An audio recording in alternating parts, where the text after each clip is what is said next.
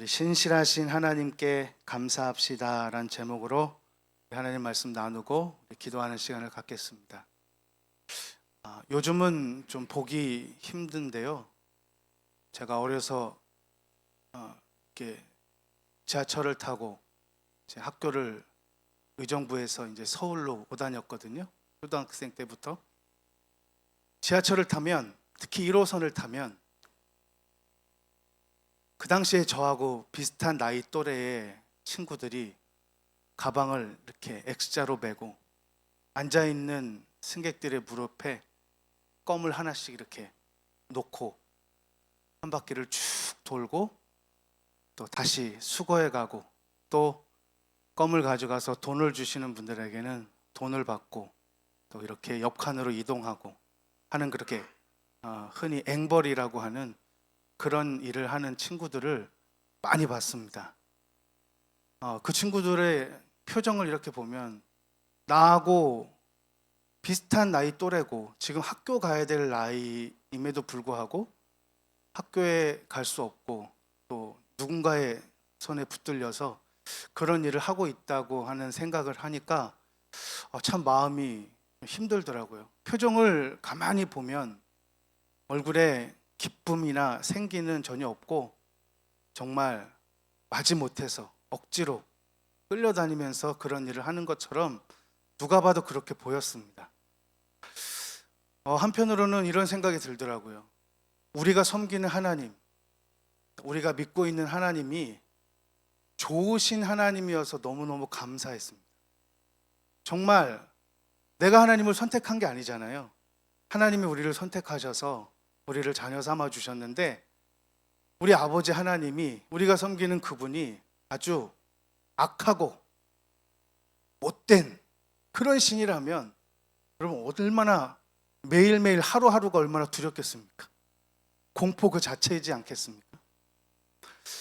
제가 몇 년 전에 초등학교 동창들이 이제 모인다고 해서 정말 반가운 마음을 가지고 그 자리에 함께 동석한 적이 있어요. 근데 옛날 얼굴 다 비슷비슷하더라고요. 한 30여 년이 지나서 만났는데도. 그런데 한 친구가, 야 종필아, 너 목회자가 됐다며? 친구들한테 얘기를 들었다. 힘들지? 나도 동종업종에 일하고 있어서 그 마음 잘 안다. 이러는 거예요. 동종업종이라고 하니까 우리 같은 이렇게 목회자끼리는 그런 표현은 잘 안 쓰잖아요. 너 무슨 일 하는데? 그러니까 명함을 탁 주더니 나도 영적인 일 해. 가만히 명함을 보니까 성불사의 스님이에요. 중이에요, 중. 그런데 그냥 일반 중이 아니라 전문적으로 무당하고 굿해주는 그런 친구가 됐더라고요. 너 어떻게 하다가 이렇게 됐어? 그러니까 어떻게 하다 그렇게 됐어. 근데 이건 뭐 좋아서 하냐? 마지못해 하는 거지. 이렇게 이야기를 하더라고요. 여러분, 주님을 섬기는 일은 마지못해서 하는 건 아니잖아요. 오히려 기쁘고 즐겁고 자원하는 마음으로 하나님 앞에 이 사명을 감당하고 주님과 동역하는 것이지. 또 금요 기도회냐? 찬양 시간도, 설교 시간도, 기도 시간도. 여러분, 이런 마음으로 하는 건 아니잖아요. 우리 하나님, 우리가 섬기는 아버지 하나님 좋으신 분이어서 너무너무 감사합니다. 이스라엘 백성들은요, 이 좋으신 하나님에 대해서 너무 자주 망각을 하더라고요.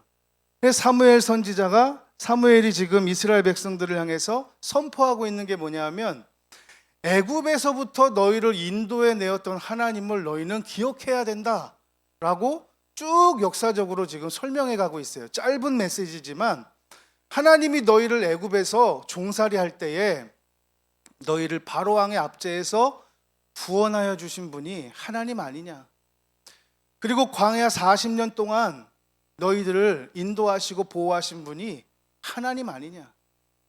그리고 하나님은 약속하신 대로 광야 40년의 세월이 끝나고 이제 축복의 땅, 약속의 땅 가나안에 들어가게 하셔서 너희들에게 젖과 꿀이 흐르는 땅에서 복을 주신 분이 하나님 아니냐. 그런데 너희들은 어떻게 행했냐? 그 가나안의 축복을 받아 누리면서도 이 축복을 주신 분이 하나님인 것을 까마득하게 잊어버리고 오히려 받은 축복을 가지고 범죄하고 타락해서 하나님 잊어버리고 그렇게 살다가 멸망 직전에까지 갔는데, 하나님이 그래도 너희를 긍휼히 여기시고 불쌍히 여기셔서 사사들을 보내셔서 너희들의 죄를 회개하게 하시고 죄를 회개한 너희들에게 은혜를 베풀어 주셔서 다시금 회복하시고 구원하시고 다시금 축복하신 그분이 누구냐? 너희들의 섬기는 하나님 아니냐? 그리고 그 후에 일어나는 그 많은 일들 가운데 수많은 나라들이 너희를 침략하고 너희를 압제하고 너희를 포로 삼았지만, 그럼에도 불구하고 하나님은 너희들을 포기하지 않고 너희들이 죄 때문에 멸망당하기 직전까지 내버려 두셨다가 다시금 죄를 생각나게 하시고 회개하게 하셔서 하나님이 너희들을 인도하시고 이끌어 가시는 분이 좋으신 하나님 아니냐. 그러면 너희들이 그 하나님을 끝까지 신뢰하고 인정하고 섬기면서 하나님 찬양하고 예배하는 예배자로 살아야 하는데, 너희들은 지금 하나님을 멸시하고 하나님을 의지하지 않고 오히려 인간 왕을 구하여 지금 이 사태까지 났다라고 하는 것을 사무엘이 이스라엘 백성들에게 지금 선포하고 있는 장면입니다. 그러니까 이스라엘 백성들의 생각은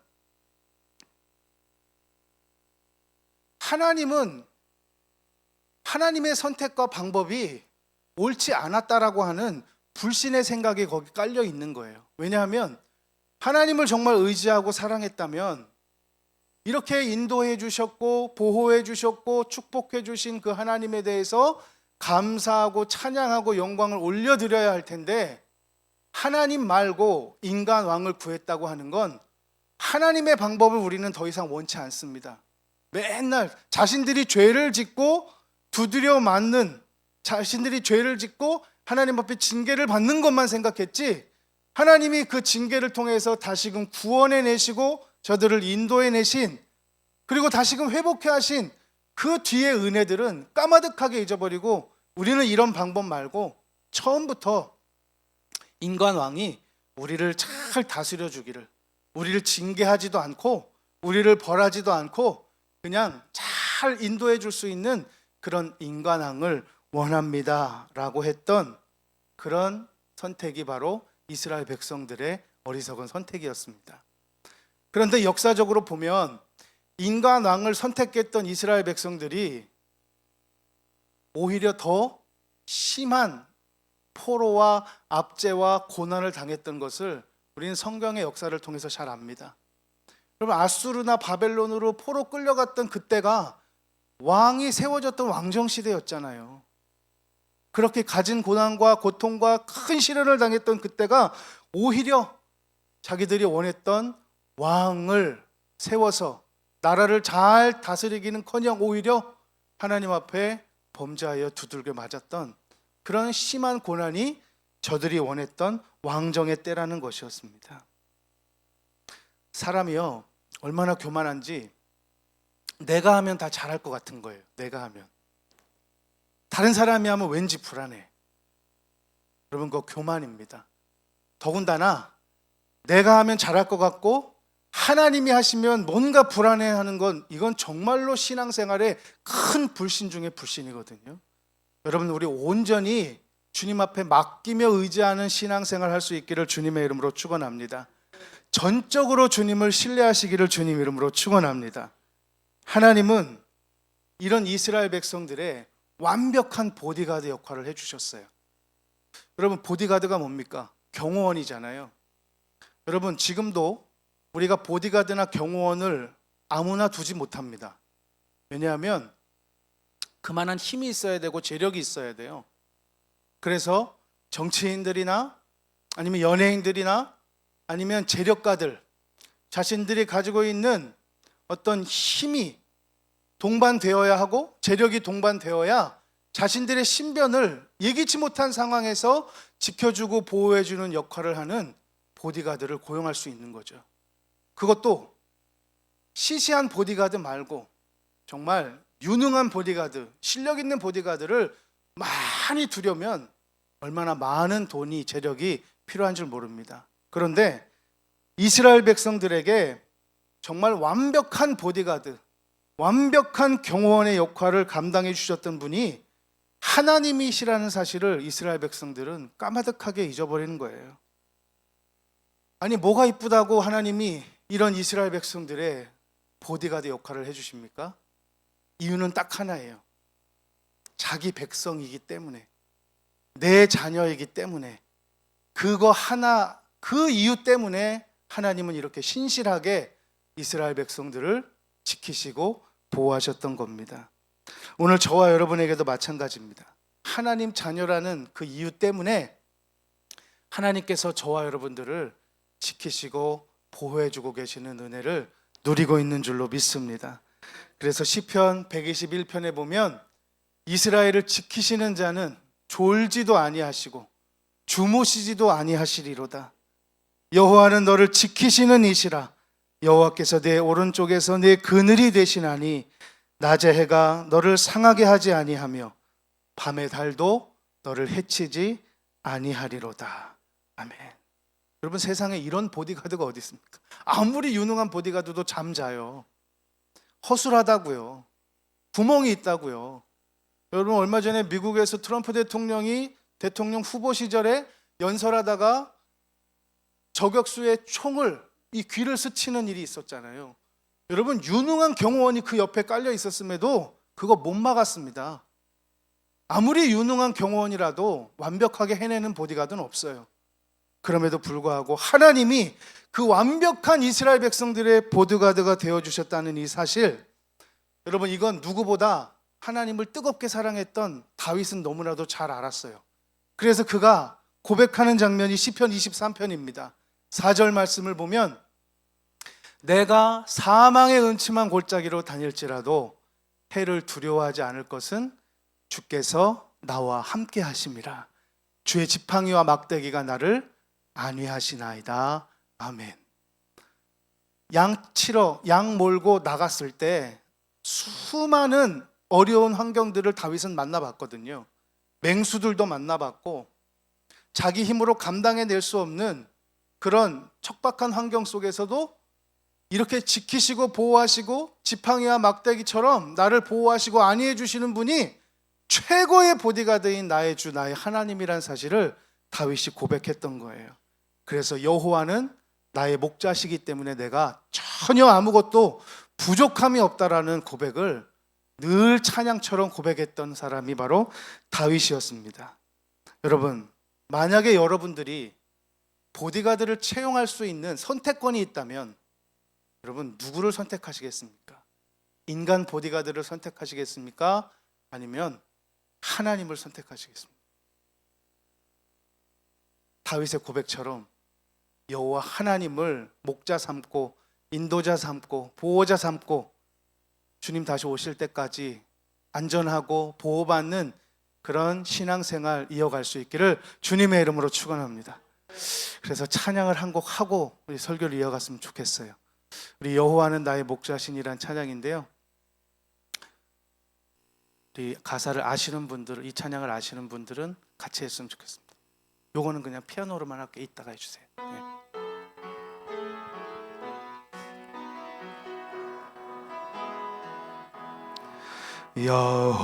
여호와는 나의 목자시니 내가 부족함 없으리. 푸른 초장에 누이시며 나를 쉴 만한 물가로 주께서 인도하네. 내가 음침한 골짜기라도 두려워하지 않음은 주께서 나와 함께 하시며 나를 안위해 주시네. 주께서 인도하네. 그 손길로 인도하네. 따스한 손길로 인도해. 언제든지 어디서나 변치 않고 사랑해. 그 손길로 인도하네. 따스한 손길로 인도해. 두려움 없고 실패 없네. 주의 사랑 나의 사랑. 할렐루야. 평생 하나님만 목자 삼고 보호자 삼고 그렇게 신앙생활 할 수 있기를 주님의 이름으로 축원합니다. 사무엘은요, 이제 백성들을 미스바로 다 불러서 모으는 겁니다. 그래서 너희들이 요구한 대로 이제 이스라엘의 왕을 선발하겠다, 이렇게 선포하고 있는 거예요. 근데 우리는 먼저 아시다시피 이미 하나님은 이스라엘의 왕, 초대 왕을 사울로 결정하셨어요. 그래서 사무엘을 통하여서 기름을 붓고 이스라엘의 초대 왕으로 이미 세우신 분이 하나님이신데, 지금 사무엘은 백성들을 모아서 이제 이스라엘의 왕을 선발하겠다고, 선출하겠다고 지금 선포하고 있는 겁니다. 그러면서 하나님께서 이스라엘의 초대 왕으로 사울을 선택하셨으니 이제부터 왕은 사울이다 하고 그냥 공표하고 끝낼 수도 있었지만, 지금 제비 뽑기를 통해서 왕을 선출하자 하고 사무엘이 지금 이렇게 제안하고 있는 겁니다. 그 당시에 제비 뽑기는 하나님의 선택하시는 방법이라고 이스라엘 백성들은 그렇게 다 믿고 있었어요. 그래서 이스라엘의 12지파의 대표들을 나오라고 했습니다. 그래서 제비를 뽑아요. 뽑았더니 12지파 중에 베냐민 지파가 선발이 됐어요.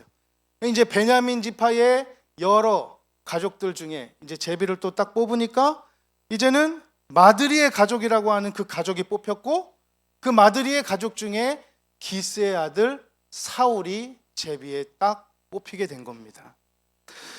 여러분, 근데 주목할 것은 이 왕이 선출되는 이 과정 중에 사무엘이 지금으로 표현하면 미리 사전 선거 운동을 하지 않았다는 거예요. 만약에 여러분 제비를 뽑았는데 사울이 아닌 다른 사람이 나올 수도 있는 확률이 있지 않겠습니까? 그러면 하나님의 권위가 무너지는 거잖아요. 근데 사무엘은 이미 하나님께서 사울을 왕으로 세우셔서 기름을 부으셨기 때문에 이 제비 뽑기를 통해서도 하나님이 사울을 선발하실 거라는 그런 믿음을 갖고 있었기 때문에 자기가 할 수 있는 최선의 것을 다한 후에 결과를 하나님 앞에 맡기는 이런 믿음 있는 신앙으로 나아갔다는 사실을 주목할 필요가 있습니다. 저와 여러분, 우리가 준비하고 계획하고 하는 이 모든 것들, 우리는 최선을 다해야 하지만 더 중요한 건 그 결과를 수용하고 받아들일 수 있는, 이것이 하나님의 뜻이구나라고 인정하고 우리가 수용할 수 있는 그와 같은 믿음이 저와 여러분들에게 있어야 할 줄로 믿습니다. 그래서 잠언 16장 33절에 보면 제비는 사람이 뽑으나 모든 일을 작정하기는 여호와께 있느니라고 성경은 말하고 있어요. 전적으로 하나님의 뜻에 맡겼음을 성경은 말하고 있습니다. 여러분, 하나님 믿지 못했다면 아마 사무엘이 사전 선거 운동 아니면 이런 조작을 통해서 하나님이 먼저 나한테 기름 부어서 사울을 왕으로 선발하셨는데 혹시 제비 뽑을 때 다른 지파가 나오면 안 되니까 이렇게 뽑아서 이렇게 뽑아서 베냐민 지파 나오게 하고 그다음에 그 가족 나오게 하고 기스의 아들 사울이 나올 수 있도록 자 이렇게 잘 맞춰보자. 여러분 불신하면 하나님을 불신하면 이렇게 행동할 수도 있는 겁니다. 그러나 사무엘은 그렇지 않았어요. 하나님이 선택하셨다면 하나님의 방법으로 제비를 뽑을 때 하나님이 사울을 당선되게 하실 거라는 믿음과 확신이 있었기 때문에 그게 내 믿음이 아니라 하나님께서 그렇게 하신다라고 하는 주님이 주시는 확신이 있었기 때문에 저와 여러분들이 이 사무엘의 이 신앙을 본받아야 할 줄로 믿습니다. 전적으로 하나님의 뜻에 맡기는 신앙. 우리는 하나님의 일을 하면서도 그 결과까지는 인정하지 않으려고 할 때가 너무 많아요. 자신의 뜻대로 되기를 바라고 야 내가 이렇게 노력하고 내가 이렇게 섬겼는데 결과가 왜 이렇게 나오지? 여러분 이렇게 생각하는 건 하나님에 대한 불신이고 교만입니다. 우리는 겸손한 자세로 내 생각과 다르다고 해서 내 생각과 다른 결정이 나왔다고 해서 우리는 그것을 무효화하거나 인정하지 못하는 그런 어리석고 미련한 행동이 아니라 철저하게 하나님의 주권을 인정하는 신앙에 뿌리 내릴 수 있기를 주의 이름으로 축원합니다. 이제 모든 절차가 다 완료되었어요.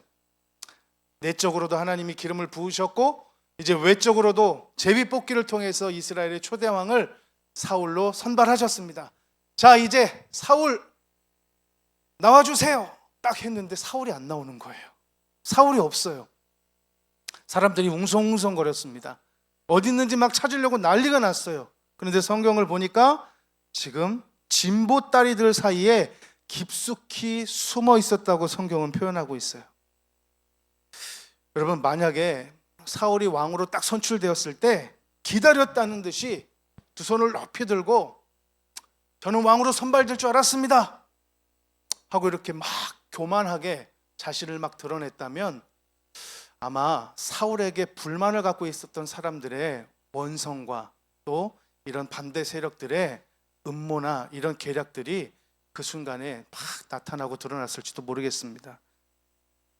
만약에 일반적으로 생각할 때 이스라엘의 초대왕으로 에브라임 지파나 유다 지파에서 나오겠지 당연히 그렇게 될 거야 라고 생각했던 사람들이 보잘것없는 미약한 베냐민 지파에서 기스의 아들 사울이 왕이 된다고 이걸 쉽게 받아들이지 못하는 사람들에게 반발심이 더 커졌을지도 몰라요.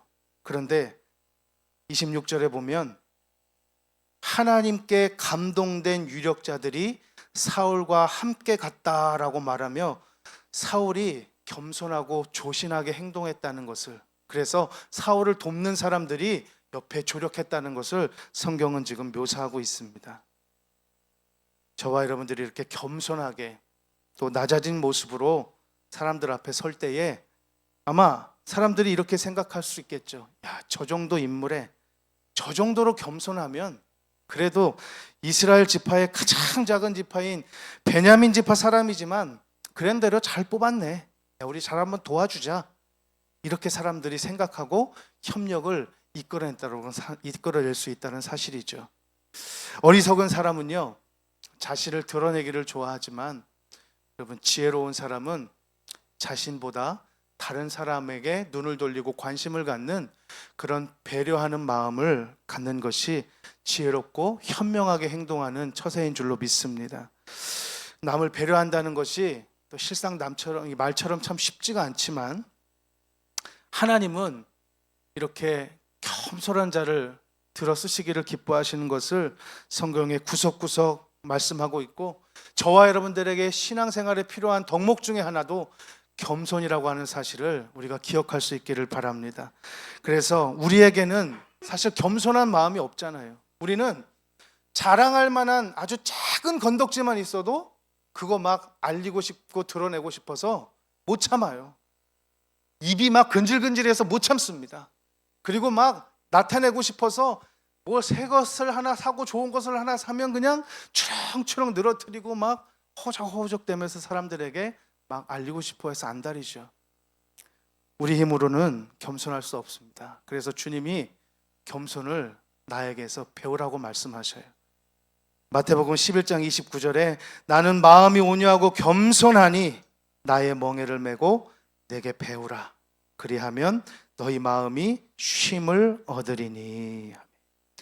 베드로전서 5장 5절 6절에도 이런 말씀이 있습니다. 젊은 자들아 이와 같이 장로들에게 순종하고 다 서로 겸손으로 허리를 동이라. 하나님은 교만한 자를 대적하시되 겸손한 자들에게는 은혜를 주시느니라. 그러므로 하나님의 능하신 손 아래에서 겸손하라. 때가 되면 너희를 높이시리라. 아멘. 저와 여러분, 왕으로 선출된 사울을 사실 제일 시기하고 질투할 수 있는 대상은 사무엘이었습니다. 이제 영적 이 지도력의 권력이 이양되고 있는 상황이기 때문에 사무엘이 가장 그런 생각이 들 수 있을지 몰라도 27절에 보니까 이제 막 왕으로 선출된 사울을 높여주어요. 하나님이 세우신 것을 인정하고 높입니다.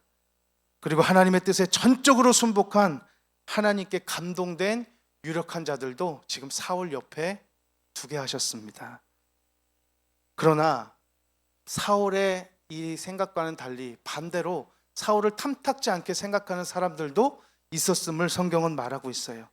이 사람이 어떻게 우리를 구원하겠느냐 하고 멸시하는 말을 서슴지 않는 사람들도 있었어요. 그러니까 여러분, 100%는 없습니다.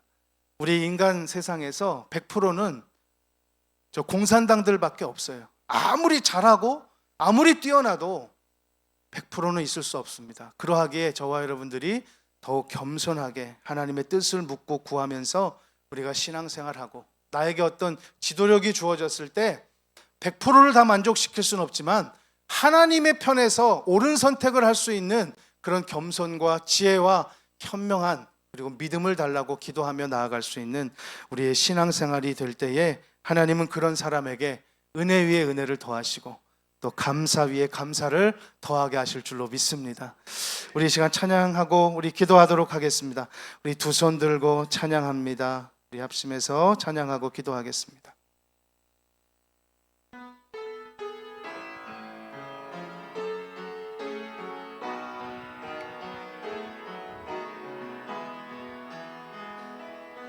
두 손 들고 찬양합니다. 다시 오실 왕 여호와께 오직 주만이 나를 다스리네. 나 주님만을 길이 헛된 마음 버리고 성령이 연애 영혼 충만하게 하소서. 주님 앞에 내 생명 드리리. 나 주님만을 섬기리. 나 주님만을 섬기리.